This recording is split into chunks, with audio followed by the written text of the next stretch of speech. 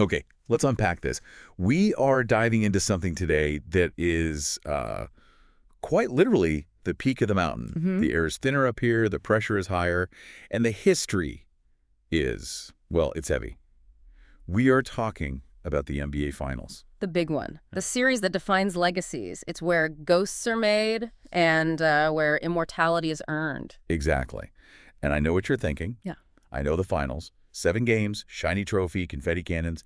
But we are going to go so much deeper than that. Oh, yeah? Because we were recording this in February 2026. Hmm. We've just passed the All-Star break. We are staring down the barrel of another postseason. And I think it is the perfect moment to just, pause, take a breath, and look backward. For sure. Because the landscape of this league has shifted so violently in the last few years that if you blinked, you might have missed the revolution. I mean, we are living in a world where the Oklahoma City Thunder are the defending champions. It really does feel like a completely new timeline, doesn't it? That 2025 championship run by the Thunder, winning their second title as a franchise, but the first since moving to Oklahoma City, it felt like the final nail in the coffin of the old NBA. Yeah. It sort of capped off this incredible, chaotic run of parity we've been seeing. It did. And that is really our mission for this deep dive. We have a massive stack of history here, breakdowns of specific series, records, financial data, and some great narrative deep dives from the archives. Right. We want to explore the history of the finals, not just as a list of Team A beat Team B, but as a study in eras. Because when you actually look at the data, the history of the NBA Finals reads like a geology textbook. I love that comparison. Geology is perfect because it's all about pressure and time. Right. You have these long, stable periods. The mountains, these are the dynasties that felt totally immovable. The Celtics, the Bulls, the early 2000s Lakers. Unshakable. And then, without warning, you have these earthquakes, these sudden, chaotic periods of parity where the ground shifts under everyone's feet, Yeah. and you have no idea who is left standing. That is so accurate. And usually when you dig into why the earthquake happened, why the dynasty fell, or why the chaos started, it tells you more about the health of the sport, the economics of the league, and the evolution of the game than the box scores ever could. Exactly. The chaos is where the innovation happens. So let's set the base camp before we start the climb. When we talk about the finals, what are the actual stakes beyond, the rings? At its core, strictly by the rule book, it's a best-of-7 series between the Eastern Conference champion and the Western Conference champion. The winner gets the Larry O'Brien Championship Trophy. The Larry O'Brien. But I think people forget, or maybe never knew, that the trophy itself has a bit of an identity crisis in its history. Right. I saw in the notes it used to be the Walter Ray Brown Trophy. It was. Walter Brown was the owner of the Boston Celtics and just a massive figure in the league's founding. They kept his name on the trophy until 1984. Why, that late? Yeah. But the actual design we know today, the Yeah. gold ball teetering over the net, which is actually a really beautiful piece of art designed by Tiffany & Co., that came in 1977. Before that, the trophy looked very different, much more traditional. It's iconic now, though. You see that silhouette and you know exactly what it means. For sure. But what I found more interesting than the hardware was the format of the series itself. Hmm. Because as a fan today, sitting here in 2026, you just assume it's always been 2-2-1-1-1. Right. The higher seed gets 2 at home, then you go away for 2, then you alternate 1 game at a time. It seems fair. It seems logical. It is the fairest way to do it. But the NBA is a business, and it is a travel-heavy business. You have to remember, for a huge chunk of modern history, from 1985 all the way to 2013, the league used a 2-3-2 format. I remember this vividly from watching old tapes. The middle 3, it always felt so weird. Right. The higher seed plays 2 at home, and then the lower seed, the road team, gets 3 straight games in their building. Why? Just to cut down on travel? Yeah, the league did it to cut down on cross-country flights. Imagine Celtics versus Lakers in 1985. We aren't talking about private jets with live flat beds and caterers like today. No, this is commercial flights, middle seats. Exactly. Flying commercial or early charter planes back and forth from Boston to LA 4 times in 10 days is just brutal on the body. But competitively, that 2-3-2 format is, it feels like a trap. It was a massive psychological trap. Think about it from the perspective of the road team, the underdog. If you can steal one of those first 2 games on the road, Then you go home for 3 straight. 3 games in a row. exactly, you suddenly have a chance to win the title games 3, 4, and 5 without ever getting back on a plane. It shifted the momentum so drastically toward the middle of the series. So the pressure on game 2 for the home team must have been immense. It was everything. There was a feeling that if the home team didn't sweep the first two, they were in big trouble. It really put a huge amount of pressure on that second game. Which kind of defeats the purpose of earning home court advantage during the regular season, right? You play 82 games to get the advantage, and the format just hands the momentum to the other guys. Precisely. It felt like, congratulations on winning 60 games. Now go survive a week in a hostile city without coming home. That's why they went back to the 2-2-1-1-1 format in 2014. It just rewards the higher seed more consistently. It's a fair fight. A much fairer fight. If it goes to a game 7, you are at home, but you also break up that momentum in the middle. Okay, so we know the rules, we know the format, we know the prize. Let's wind the clock back. We are going to the bedrock, the 1940s and 50s, the early Giants. Got it. And I have to be honest, looking at the source material, my brain still refuses to accept the geography of this era. The Los Angeles Lakers, the glitz, the glamour, Jack Nicholson, the Showtime, started out in Minnesota. It is the great irony of the NBA branding, isn't it? The Lakers name makes 0 sense in Los Angeles. None. There are no lakes in downtown LA. It refers to the land of 10,000 lakes. But yes, the Minneapolis Lakers were the first true dynasty. And they weren't just winning, they were dominating. 5 of the first 10 titles in league history. That's incredible. They were the benchmark.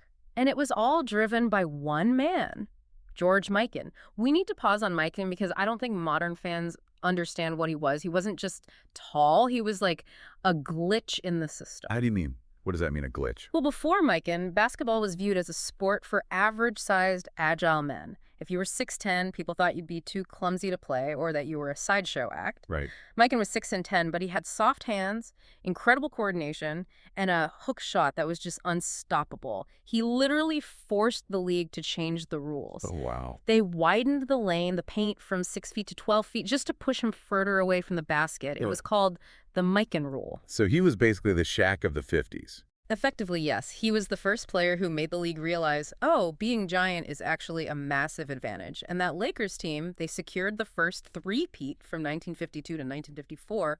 They established the template, get a dominant big man, control the paint, win rings. But as dominant as Mikan was, his dynasty feels almost like a prologue compared to what came next. We have to talk about the Boston Celtics, the Russell era. The unbreakable dynasty, it's not even an exaggeration. I was looking at the numbers here, and I had to double-check them to make sure there wasn't a typo. Yeah. Between 1956 and 1969, the Boston Celtics won 11 titles in 13 seasons. It just sounds like fan fiction. It doesn't sound real. It's a video game stat. And that includes 8 straight championships from 1959 to 1966. 8 straight in a professional league. It is a record that I feel very comfortable saying will never, ever be broken.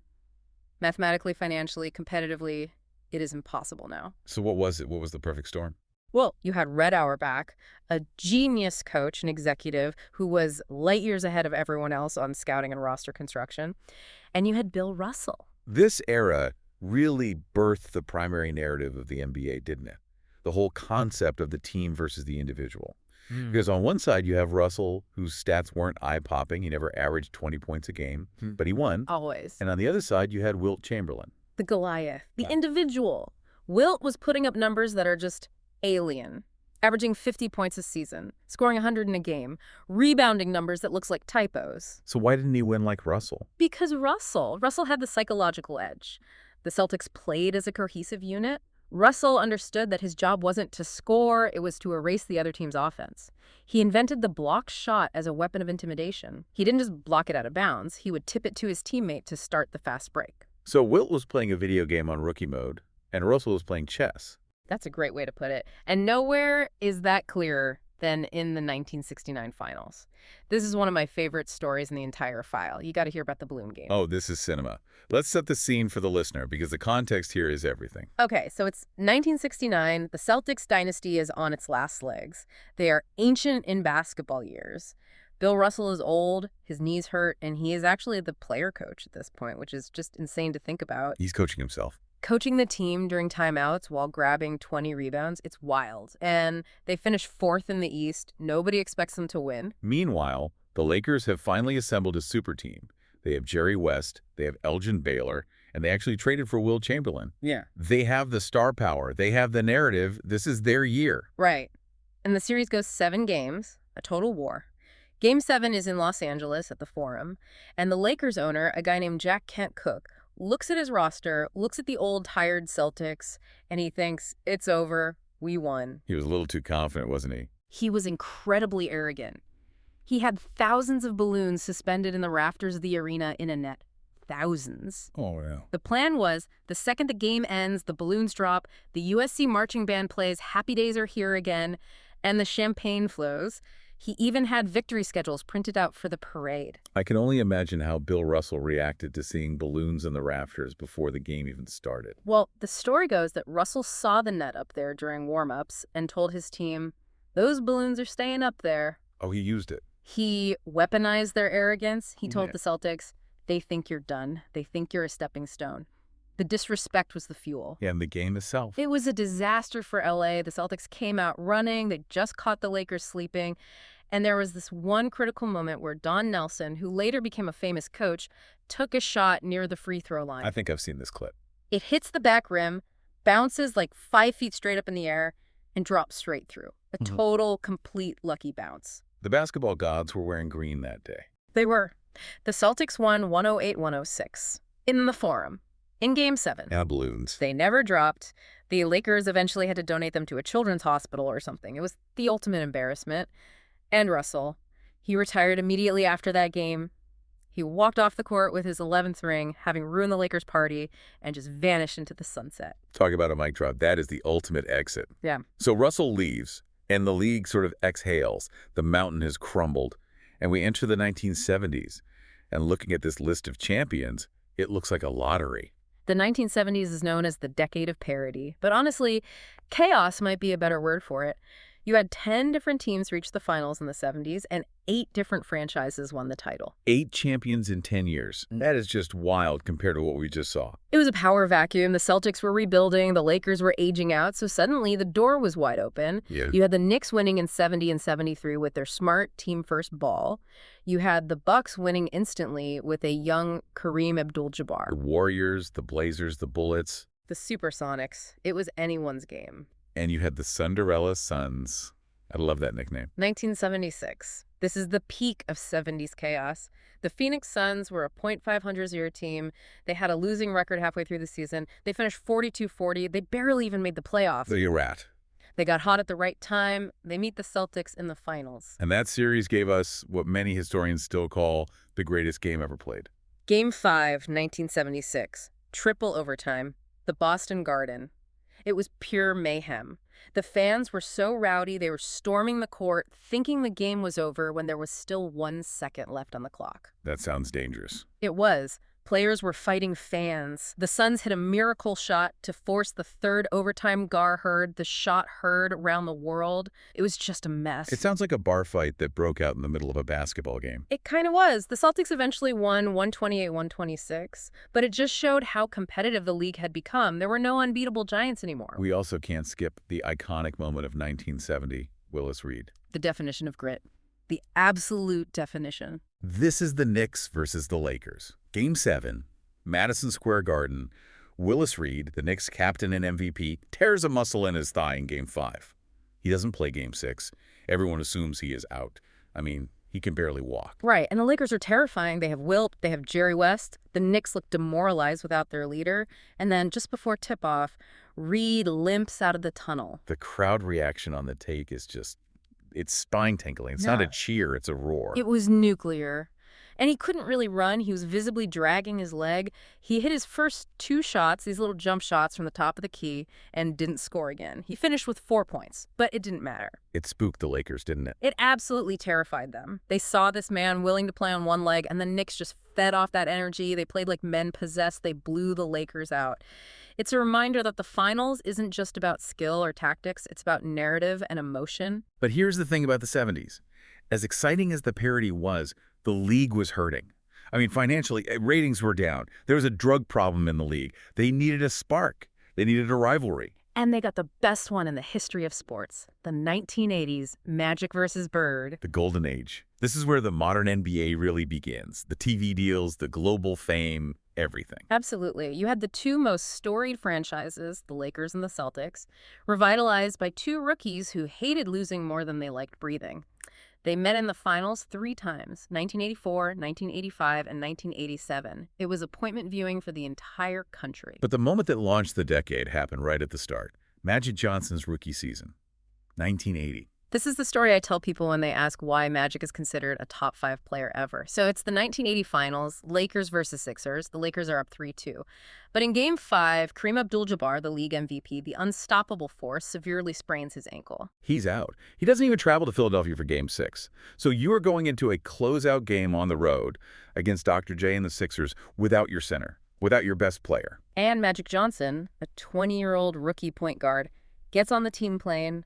He sees everyone looking depressed, dejected. He goes and sits in Kareem's seat, which was reserved, and tells the team, "Never fear, Magic is here." The audacity, just the pure confidence of that. And then the game starts. The coaches decide to start Magic at center. A point guard jumping center in the NBA Finals. Yes. And he didn't just stand there. He played every single position. He posted up, he ran the break, he rebounded, he finished with 42 points, 15 rebounds, and 7 assists. They won the title, and he became the first and still only rookie to win Finals MVP. It makes no sense. It's like a quarterback playing linebacker in the Super Bowl and getting a pick 6. It's impossible. It set the tone for the Showtime Lakers. Fast, flashy, unbeatable. But the Celtics, they punched back. The 1984 Finals was an absolute war. That was the Heat game, right? Game 5 in Boston. The old Boston Garden had no air conditioning. It was a heat wave in June. It was reported to be 97 degrees inside the arena. That sounds legitimately dangerous. It was. The Lakers, who were used to that cool LA climate, were just wilting. They were using oxygen tanks on the sidelines. Kareem was gasping for air. The Celtics, who practiced in that humidity and knew how to handle it, they just ground them down. They weaponized the Heat. They did. They won the game and eventually the series. It wasn't just pretty passing in the 80s, though. By the end of the decade, a new force emerged. A team that looked at Showtime and decided to punch it in the mouth. The Detroit Pistons. The bad boys. They are the villains of the story, but they were necessary villains. They ended the Celtics era, and then they ended the Lakers era. It swept the Lakers in 1989. A clean sweep. 4-0. They were physical, they were mean, and they were defensive masterminds. Chuck Daly, their coach, built a system based on pure intimidation. They proved that you didn't need a generational scorer like Bird or Magic if you had 5 guys who were willing to protect the paint with their lives. But their reign was short. They were kind of the bridge, weren't they? A very important bridge. Because something was rising in Chicago. The 1990s. The Jordan standard. Michael Jordan. Woohoo! The Chicago Bulls. Now, we have to unpack this because it feels like 2 different movies. You have the first three-peat from 91 to 93, then the second three-peat from 96 to 98. Correct. And the team around Jordan changed quite a bit, but the inevitability didn't. That's the key word for the 90s, inevitability. Let's start with 1991, Bulls versus Lakers. This was the passing of the torch. Literally. You had Magic Johnson, the king of the 80s, versus Jordan, the challenger. The Lakers actually won Game 1 in Chicago. A lot of people forget that. Oh, wow. There was a moment of panic. Is Jordan a ball hog? Can he win? Is Magic too smart for him? But then Phil Jackson made the adjustment. He put Scottie Pippen on Magic Johnson. This is why Pippen is so crucial to the legend. He was long, fast, and relentless. He picked Magic up full court. It completely disrupted the entire Lakers offense. And that freed up Jordan. It freed up Jordan to just score and roam and be the killer he was. The Bulls swept the next 4 games. And then they just kept winning. 1992 against the Blazers, 1993 against the Suns. That 93 series, I mean, Jordan averaged 41 points per game. 41 points on the biggest stage. He dropped 55 in Game 4. He was just untouchable. But the series actually ended with a pass. It did. Game 6, the Bulls are down, final seconds. The Suns' defense collapses on Jordan, because why wouldn't you?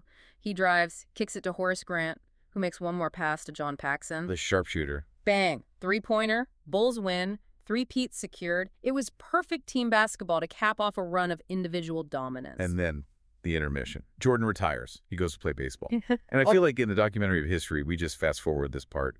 But we shouldn't, because Hakeem Olajuwon was incredible. The Houston Rockets, we have to give them their credit. While Jordan was gone, Hakeem was the best player on earth, period. In 1994, he won the MVP, the Defensive Player of the Year, and the Finals MVP. The Triple Crown. Nobody else has ever done that in a single season.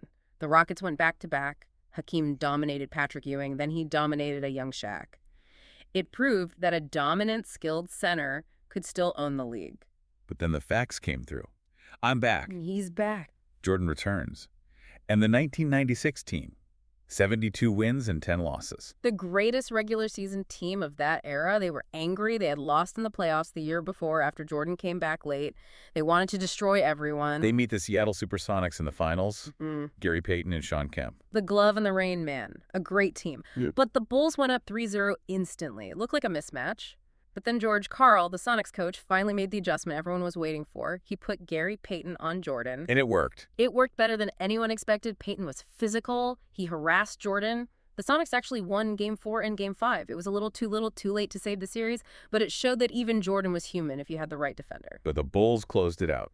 And then the final two against the Utah Jazz, 1997 and 1998, the last dance. The Jazz were so tough. Karl Malone and John Stockton ran that tick and roll to perfection for years, but Jordan, he just had a sense for the moment. 1998, Game 6. This is the moment everyone knows. The Bulls are down by 1, less than a minute left. Jordan steals the ball from Karl Malone in the post-perfect timing, just strips him clean. He brings the ball up, no timeout. He wants the isolation. He drives right on Brian Russell. He pushes off just a little bit, creates the space, pulls up, the pose, the follow-through. Wish. It was the perfect ending. 6 finals appearances, 6 rings, and here's the stat that always blows my mind. The Chicago Bulls never played Game 7 in the finals. You never even let it get to the edge. Not once. That is dominance. That is the standard. So Jordan walks away for good this time. The dynasty dissolves.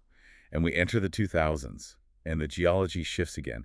The power moves west. Drastically. From 1999 to 2014, the West was a war zone. Specifically, the Los Angeles Lakers and the San Antonio Spurs. They combined for 9 titles in that stretch. Let's start with the Lakers. The Shaq and Kobe era. The most dominant duo in history. I don't think that's an exaggeration. You had Shaq, who's just physically unguardable. Teams were signing backup centers just to have 6 extra fouls to use on him. Hack-a-Shaq became a strategy. And you had Kobe. And you had Kobe, who was evolving into the most skilled perimeter player since Jordan. A carbon copy in a lot of ways. That 2001 run. 15-1 in the playoffs. It was a joke. They swept the Blazers, swept the Kings, swept the Spurs. They lost Game 1 of the finals to Allen Iverson, the famous step-over game, and then woke up and just crushed the Sixers. It was total destruction. At the Spurs. They were the antidote. They were the anti-Showtime. The Spurs way. Yeah. Tim Duncan and Greg Popovich. They weren't flashy. They didn't have the celebrity drama of Shaq and Kobe, but they were just perfect. They won in 99, 03, 05, 07. Can we talk about Tim Duncan in 2003? Because that's a performance that gets lost to history. Please. Game 6 against the Nets. Duncan puts up a stat line that just looks like a typo. 21 points, 20 rebounds, 10 assists, and 8 blocks. 2 blocks away from a quadruple-double in a finals clincher. It is arguably the greatest individual performance in finals history, and nobody talks about it because Duncan didn't pound his chest or scream at the camera. He just banked it in and ran back on defense. But even giants fall. Okay. And the Shaq-Kobe era ended in a very weird way. 2004. The super team failure. The Lakers had Karl Malone and Gary Payton. They have 4 Hall of Famers. Everyone assumes they will walk to the title. And they run into the Detroit Pistons.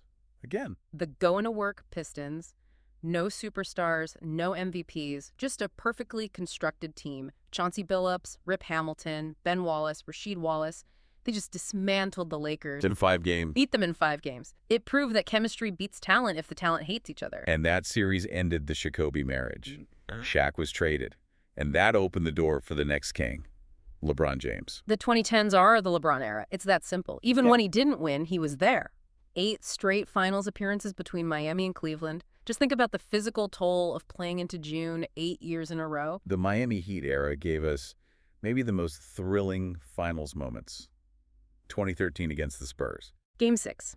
The Spurs are up 3-2 in the series. They are up by 5 points with 28 seconds left. The league officials were literally bringing the yellow tape out to rope off the court for the trophy presentation. The fans were leaving the building. They thought it was over. And then chaos. LeBron misses a 3. Chris Bosh grabs the offensive rebound of his life. He sees Ray Allen backpedaling to the corner. Rebound Bosh. Back out to Allen. His three-pointer. Bang. Tie game. The Heat win in overtime. They win Game 7. It broke the Spurs' hearts. It was absolute theft. But the Spurs came back the next year and played the beautiful game. 2014, that was basketball perfection. The passing was just dizzying. They ran the Heat off the floor. It was total redemption. And then LeBron goes home, Cleveland, And we get the quartet, the Cavs versus the Golden State Warriors, 4 years in a row. We had never seen two teams meet 4 times straight. It was like Ollie versus Frazier, but every single year. And 2016. Yeah. That has to be the crown jewel of the decade. Without a doubt. The Warriors had won 73 games, breaking the Bulls' record. They were up 3-1 in the finals. No team had ever come back from down 3-1 in the finals. It was over. And then the sequence in Game 7. The block. It's a tie game. Minutes to go. Andre Iguodala goes up for a layup on a fast break. It looks like an easy 2. LeBron sprints from half court. Blocked by James. It's an iconic call. He pins it against the backboard. Then Kyrie Irving hits the 3 over Steph Curry. Cleveland wins its first title in 52 years. It was a movie. But the Warriors didn't stay down. They went nuclear. They added Kevin Durant. And that changed the math. The 2017 and 2018 Warriors with KD were arguably the most talented team ever assembled. Steph, Clay, Draymond, and KD, it just wasn't a fair fight. They went 16-1 in the 2017 playoffs. It felt like that dynasty would last a decade. But dynasties are fragile. Injuries, egos, contracts. And that brings us to the era we are currently living in, or maybe just emerging from. The second decade of parity. This is the part that is so striking when you look at the list.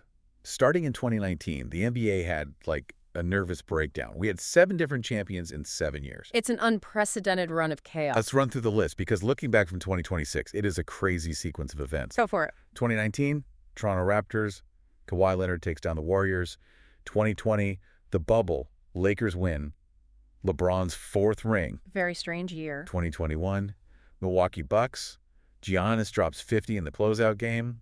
2022, the Warriors have a last dance. Steph Curry finally gets his finals MVP. 2023, Denver Nuggets. Jokic just dominates. And 2024, the Boston Celtics.